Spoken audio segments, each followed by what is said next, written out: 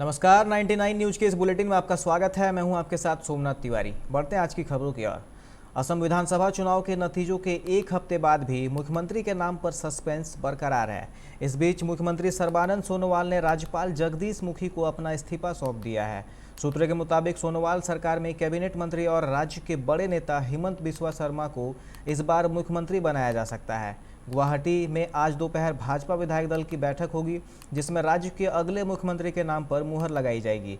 इस दौरान केंद्रीय मंत्री नरेंद्र सिंह तोमर और पार्टी महासचिव अरुण सिंह केंद्रीय पर्यवेक्षक के तौर पर मौजूद रहेंगे। भाजपा के असम प्रभारी वैजयंत पांडा भी मीटिंग में शामिल होंगे। उत्तर प्रदेश में संपूर्ण लॉकडाउन का फैसला अभी सरकार ने नहीं किया है, लेकिन कोरोना संक्रमण की चेन तोड़ने के लिए धीरे धीरे कदम उसी दिशा में बढ़ते नजर आ रहे हैं। पंचायत चुनाव के बाद गांव में तेजी से फैल रहे संक्रमण और 14 मई को ईद के त्यौहार को देखते हुए उत्तर प्रदेश की योगी आदित्यनाथ कोई भी खतरा मोल न लेते हुए लॉकडाउन को एक हफ्ते के लिए फिर बढ़ा सकती है। शनिवार रविवार की साप्ताहिक बंदी से शुरुआत हुई, फिर इसे 4 मई, 6 मई और फिर 10 मई यानी सोमवार तक बढ़ाया गया। अब योगी सरकार ने फिर से कोरोना कर्फ्यू 17 मई सुबह 7 बजे तक बढ़ा दिया।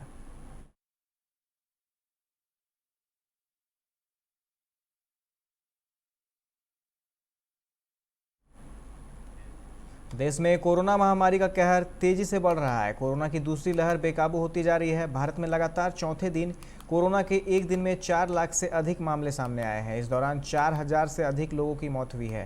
केंद्रीय स्वास्थ्य मंत्रालय के ताज़ा आंकड़ों के मुताबिक देश में बीते 24 घंटों में कोरोना वायरस संक्रमण के 4,03,738 मामले सामने आए हैं। इस दौरान 4092 लोगों को कोरोना से संक्रमण से मौत भी हुई है।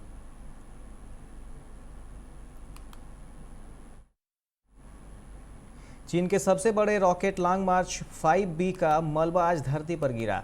चीन ने कहा कि चीन के सबसे बड़े रॉकेट के अवशेष हिंद महासागर में गिरे हैं। चीनी मीडिया के अनुसार चीन के सबसे बड़े रॉकेट के अवशेष रविवार को हिंद महासागर में गिरे। उन्होंने कहा कि रॉकेट का ज़्यादातर मलबा पृथ्वी के वायुमंडल में प्रवेश करने पर नष्ट हो गया।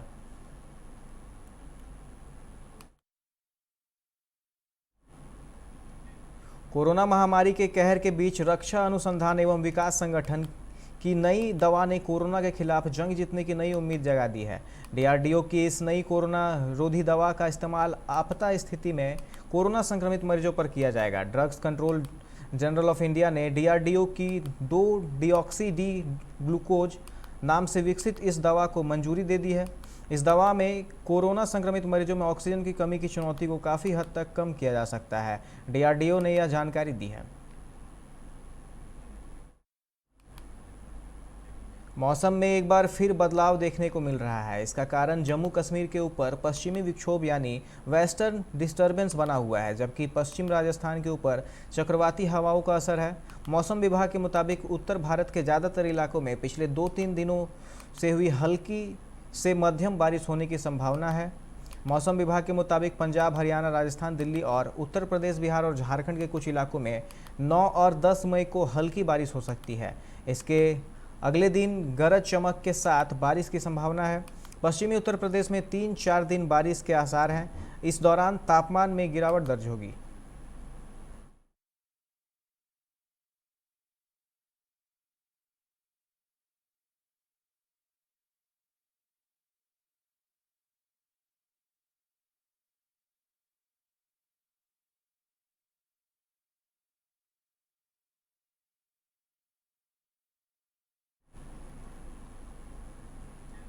कोरोना संक्रमण की चेन तोड़ने के लिए और भी कई राज्यों ने संपूर्ण लॉकडाउन और सख्त पाबंदियां लगाने जैसे कदम उठाए हैं।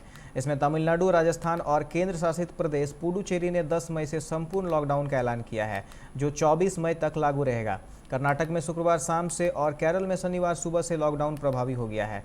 चेन्नई में तमिलनाडु के मुख्यमंत्री MK स्टालिन ने एक बयान जारी कर कहा कि संक्रमण को रोकने के लिए लॉकडाउन के अलावा कोई दूसरा विकल्प नहीं था। शुक्रवार को जिलाधिकारियों के साथ कोरोना के हालात की समीक्षा करने और स्वास्थ्य सेवा से जुड़े विशेषज्ञों की सलाह के आधार पर लॉकडाउन लागू करने का फैसला किया गया। औरंगाबाद के ओबरा थाने के कदियाही गांव में शादी की रस्म में दरवाजा लगने के दौरान हुई हर्ष फायरिंग में दूल्हे का बड़ा भाई घायल हो गया। इसके बाद बारात लौट गई, शादी नहीं हुई। हालांकि किसी भी पक्ष ने थाने में आवेदन नहीं दिया। बहरहाल पुलिस मामले की जांच में जुटी है। मदनपुर थाना क्षेत्र के हसनबाग निवासी इंद्रदेव यादव के बेटे अजय यादव की बारात शनिवार को ओबरा थाना के छोटकी कदियाही गांव में भोला यादव के यहाँ आई थी। बारात आने के बाद रस्म रिवाज शुरू हो गया। उसके बाद दरवाज़ा लगने लगा। इसी दौरान किसी ने फायरिंग कर दी। यह गोली दूल्हे के बड़े भाई अशोक यादव को जा लगी। गोली लगने से वह वहीं गिर पड़ा। इसके बाद अफरा तफरी मच गई। पलामू जिले के सतबरवा के अंचल अधिकारी योगेश्वर सिंह के पुत्र ने फांसी लगाकर आत्महत्या कर ली है। उसका शव मेदिनीनगर शहर थाना क्षेत्र के सुदना स्थित घर में मिला है। सुधीर कुमार सिंह रांची में इंजीनियरिंग कर रहे थे। परिजनों के अनुसार वह रांची के ही एक युवती से प्रेम करते थे। बताया गया है कि पिछले कुछ दिनों से उसका युवती से रिश्ता ठीक नहीं चल रहा था। इसके बाद वह मानसिक रूप से तनाव में थे।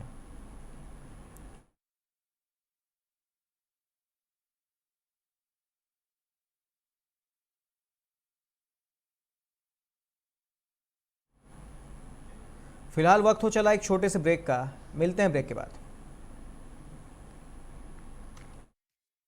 Hey, I'm sexy Mr. Brown, a prince who's just been crowned. I can brighten up your day, 'cause I'm so sunny. Hey, I'm sexy Mr. Brown, heading out to town. You can hate me all the way, 'cause I got my honey. And that's not funny, my honey. Makes me sing all night. Na na na na na na na na na na. Yeah, sexy Mr. Brown. Your wait for sheer extravagance is over. Presenting Kia Carnival. Bookings open.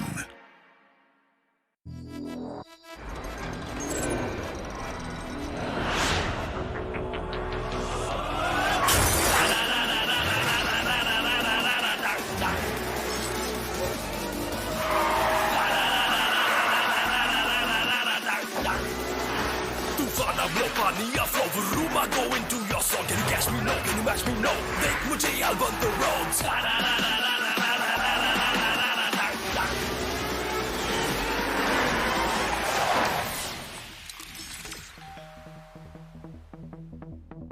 Hi.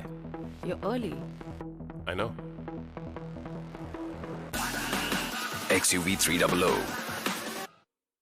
Authorised dealer model fuels Dhanbad Bokaro Giridih. आप इस number पर संपर्क कर सकते हैं 8929207235, 8929207236, 9711355896। जय TMT, भरोसा अटूट एवं सुरक्षित निर्माण का।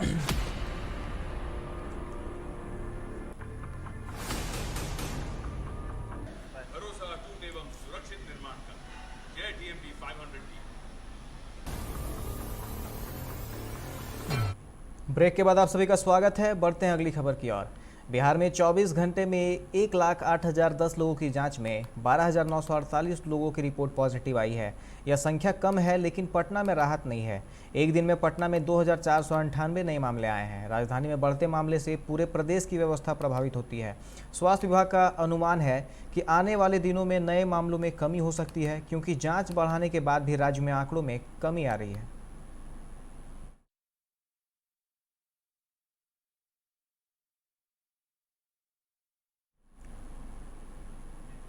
18+ वालों के लिए अभी तक ऑन स्पॉट रजिस्ट्रेशन की सुविधा नहीं दी गई है। इसके लिए मंथन चल रहा है। अधिकारियों की टीम वैक्सीनेशन को लेकर वीडियो कॉन्फ्रेंसिंग के जरिए तैयारी कर रही है। अब तक जो निर्णय लिया गया है उसके मुताबिक आज से प्रदेश के कुल 3,168 वैक्सीनेशन सेंटरों पर टीकाकरण होगा।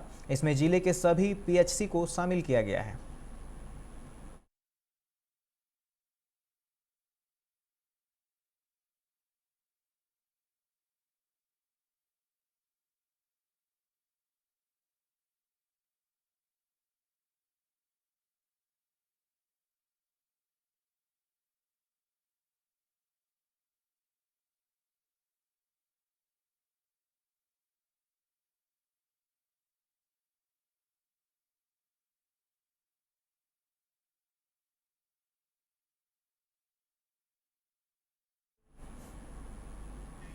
रानीगंज के राजबाड़ी इलाके के बाबूपुर बावरीपाड़ा क्षेत्र में आसनसोल के पूर्व माकपा सांसद वंश गोपाल चौधरी के नेतृत्व में सैनिटाइजेशन का काम किया गया।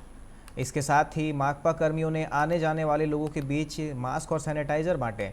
वंश गोपाल चौधरी के नेतृत्व में माकपा कर्मियों ने लोगों को कोरोना के मद्देनजर सभी सरकारी नियमों का पालन करने की अपील की। उन्होंने सबको मास्क पहनने, सोशल डिस्टेंसिंग का पालन करने और सैनिटाइजर का इस्तेमाल करने का अनुरोध किया। इस मौके पर हेमंत प्रभाकर सहित तमाम स्थानीय माकपा नेता और कार्यकर्ता उपस्थित थे।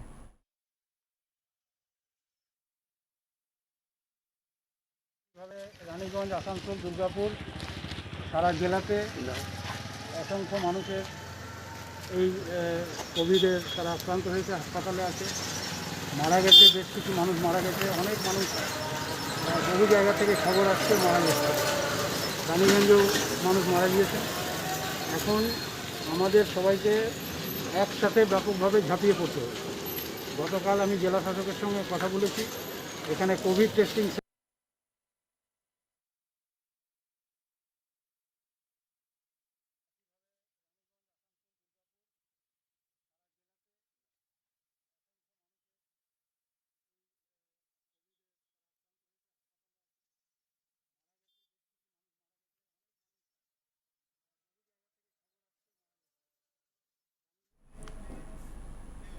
अभी के इस बुलेटिन में फिलहाल इतना ही। तमाम खबरों के लिए आप देखते रहे 99 न्यूज। नमस्कार।